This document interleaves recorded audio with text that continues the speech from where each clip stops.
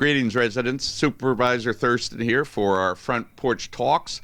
Today is Thursday, May the 5th, and I'd like to share with you some of the things that are going on in the town, also our upcoming board meeting, which will be held next Monday night, and a general update on the state of things here in the town. In this week's Southern Dutchess News, I did talk about the town activities with respect to our 2010 comprehensive plan.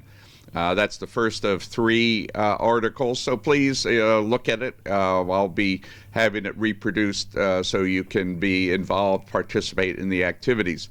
One of the very important, of many important elements in the plan is talking about water protection. Over the last, I guess 9 months or so, we've been working on a grant program. I applied for and we received a grant for source water protection. As you know, we've been doing a lot in the town to enhance and secure the supply of water for our community. Probably one of the best water supplies that any of the local communities have through 3 well fields that we have invested wisely on and will continue to invest. We are also encouraging different organizations to come up with some fairly comprehensive water conservation plans for particularly the irrigation of grounds rather than the water consumption at home. This water source protection plan, we will be having a briefing to the board at the June meeting, so I encourage everyone to pay attention to that. It's set out a number of risk elements and then proposals to the board to address those risks. None of them are serious. That's kind of moderate and low, but as we look out over the next 10 years, we see many challenges to the water protection for our community. One of those is, of course, salt in the roads. While our soils have a very high concentration of different mineral elements, including chloride, in the ground already, salt runoff, continues to be a challenge because of the ice and snow that is treated during the winter. I am very interested in moving away from the salt application to a brine or beet juice or some other additive that can go and reduce significantly the amount of salt that goes into roads and therefore into people's water cleaning systems. The water softeners, since our water is hard, produces a lot of salt that goes into septic and into the community sewer system. So please stay tuned for this and other recommendations to protect our water sources throughout the town. On next Monday's meeting, that's the 8th, I believe, of May 5th, 6th, 9th, May 9th, I believe. We're going to be having a number of items discussed. Perhaps the most important item that will come up during the meeting is related to mental health. And this month is going to be Mental Health Awareness Month. I have a resolution that's being prepared. And also I will have a representative of NAMI come out and speak to the town about mental health. If you drive by Town Hall, starting, I think it was a couple days ago, and going through this entire month, we've invited NAMI to place ribbons around our trees, our pillars, and so we really look forward to their participation at the meeting. COVID has had a huge impact on the mental health of our people, largely because of lack of social interaction, being locked up at home, the fears that go into the potential of catching it, and many other unknown factors. So Mental Health Awareness Month is very important to us, and some of the initiatives that we'll be doing will be discussed during that meeting of the board next Monday night. In addition, we have on the agenda once again talking about some zoning code changes ranging from trash receptacles being placed out in the streets and not being taken back in, to lighting of our parking lots and supermarket locations, and that we want to make sure we can reduce the glare, reduce the intensity of light, particularly as it affects our residential community. So this is going to be a continued topic. Hopefully, this will get passed during this coming meeting.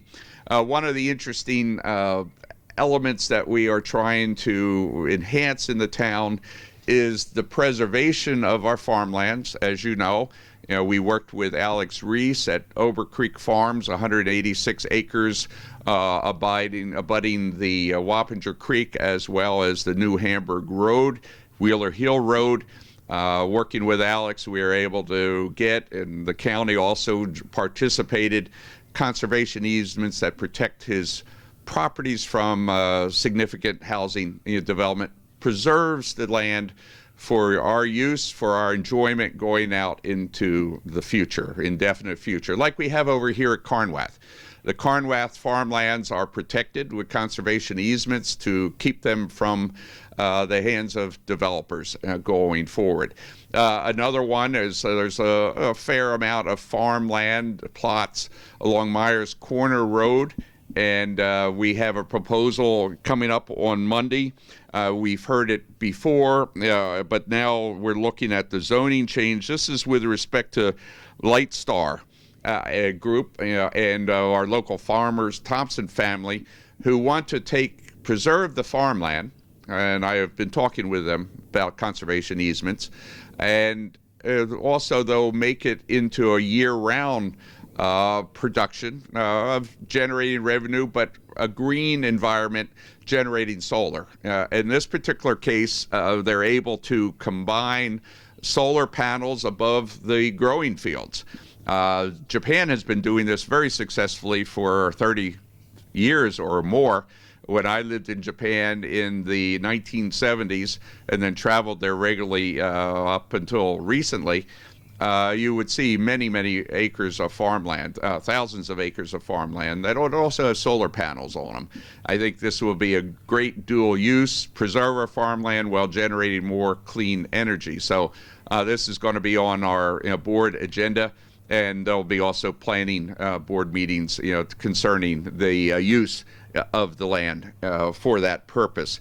That whole area, we have also, Meadowbrook Farms. We want to see those orchards preserved and not developed, turned over to the hands of developers in our community. So this will be an important item on the agenda. We have other items that are really important, such as we're continuing to upgrade our playgrounds, our parks.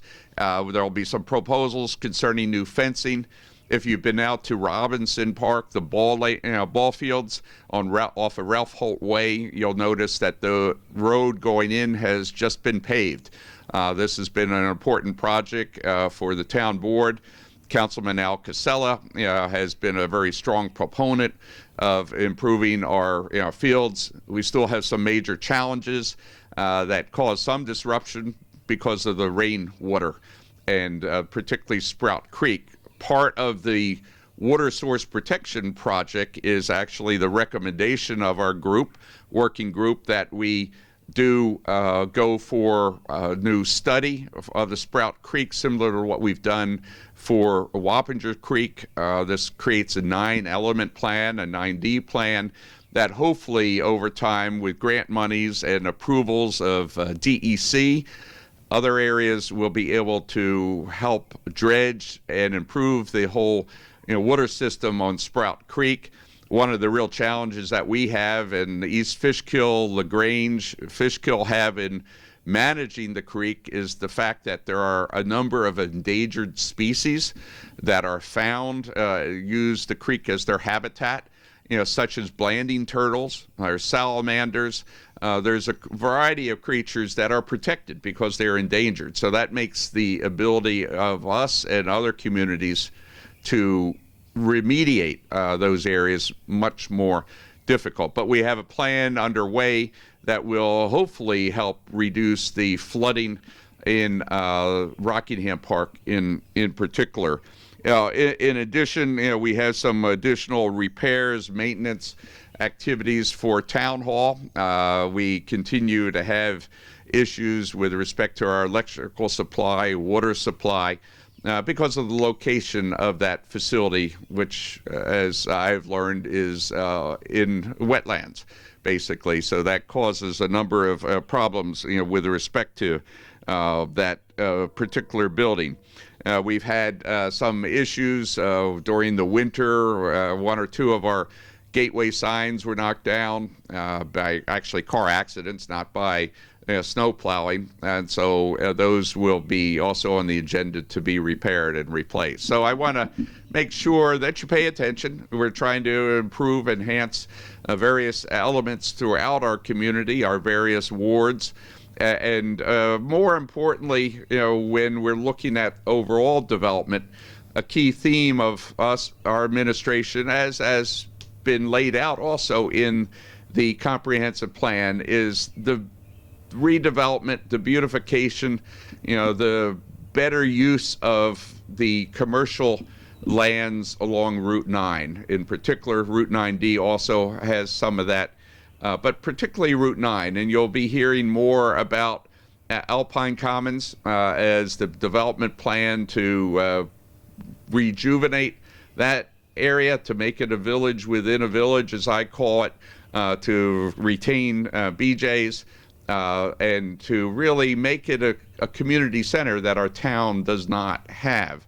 So stay tuned for some ongoing, I think, very exciting plans that are with respect to the rezoning of that property to allow for a different type of use than we've had. As you know, there used to be two major box stores, large retail stores. The new age, post-COVID, has seen that type of approach. Malls, large retail complexes, no longer really doable.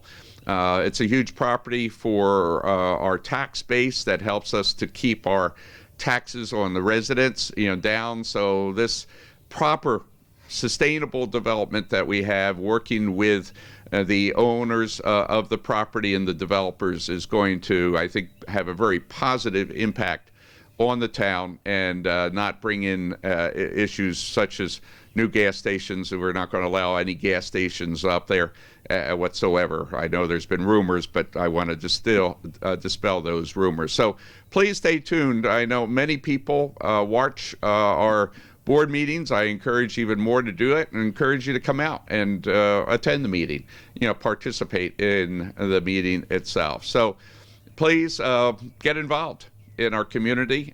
We've had some good applications that have been requests for participation in our zoning and planning boards. We're going to be reviewing those at next board meeting, and hopefully making some appointments to the planning and zoning board so that we can bring them up into the full membership. Right now there are openings on those boards. So until soon, please stay safe and remain well, and thank you for your support. Have a great day.